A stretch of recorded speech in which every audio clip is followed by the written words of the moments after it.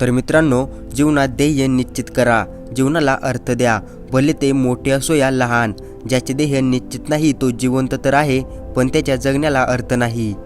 जीवनातील कोणत्याही दिवसाला दोष देऊ नका, कारण उत्तम दिवस आठवणी देतात, चांगले दिवस आनंद देतात, वाईट दिवस अनुभव देतात, तर अत्यंत वाईट दिवस आपल्याला शिकवण देतात. मित्र, पुस्तक, रस्ता आणि विचार चुकीचे असतील तर मनुष्य भरकटल्याशिवाय राहत नाही, परंतु तेच जर योग्य असेल तर आयुष्य सुंदर होते. सुख हे कणभर गोष्टीत लपलेलं असतं, फक्त ते मनभर जगता यायला हवं. चांगल्या स्वभावामुळे कोणत्या ना कोणत्या क्षणी तुमची आठवण होतच असते. म्हणूनच चांगला स्वभाव हा सुद्धा माणसाने कमवलेलं सर्वात मोठं धन आहे.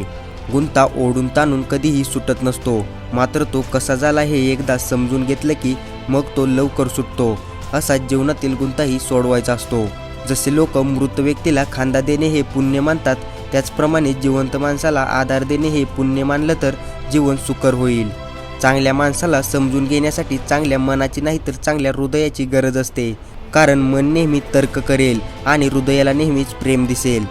लोकांचे सल्ले घ्या, कारण ते फुकट असतात. निर्णय मात्र स्वतःचे घ्या, कारण ते अमूल्य असतात. कॅमेऱ्यासोबत लेन्स आणि माणसाकडे सेन्स असणं गरजेचं असतं, जवळचं व लांबचं समजण्यासाठी. आयुष्यात भावना महत्त्वाच्या. जर आपण प्रतिसाद दिला तर त्या वाढतात, जर आपण दुर्लक्ष केलं तर त्या मरतात, आणि जर आपण आदर केला तर त्या कायम टिकून राहतात.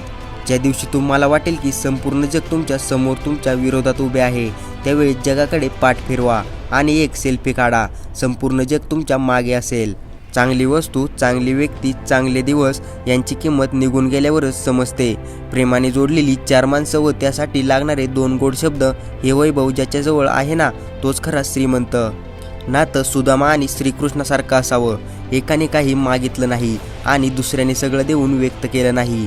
यशाच्या प्रवासात सूर्यप्रकाशाला खूप महत्त्व आहे, कारण सावली मिळताच तुमची पावले थांबू लागतात. जे बरोबर असते ते नेहमीच लोकप्रिय नसते, आणि जे लोकप्रिय असते ते नेहमीच बरोबर नसते. व्यक्तीच्या वागण्यातला आणि बोलण्यातला विरोधाभास ओळखता आला की समोर येणारी बरीच संकटं टळू शकतात. व्यक्तीची सहनशीलता जेवढी जास्त राहील, तेवढ्या जास्त त्याच्या मनावर जखमा होत जातील. आयुष्याची सर्वात मोठी शोकांतिका. आपल्याला त्रास देणारे लोक जरी परके असले तरी आपल्यावर हसणारे लोक मात्र आपलेच असतात.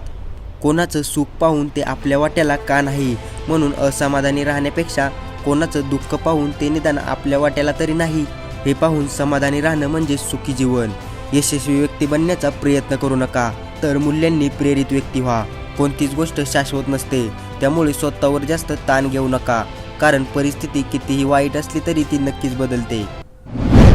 तर मित्रांनो, व्हिडिओ कसा वाटला, काय वाटला कॉमेंट्समध्ये जरूर सांगा. आणि अशाच आपल्या मराठी भाषेतून नवनवीन प्रेरणादायी कथा पाहण्यासाठी आपल्या इझी मोटिवेशन स्टोरीज या यूट्यूब चॅनलला सबस्क्राईब करा आणि नवनवीन व्हिडिओची नोटिफिकेशन सर्वात आधी येण्यासाठी बेल आयकॉन प्रेस करा. तर चला भेटूया पुढच्या एका नवीन भन्नाट अशा व्हिडिओमध्ये. तोपर्यंत धन्यवाद.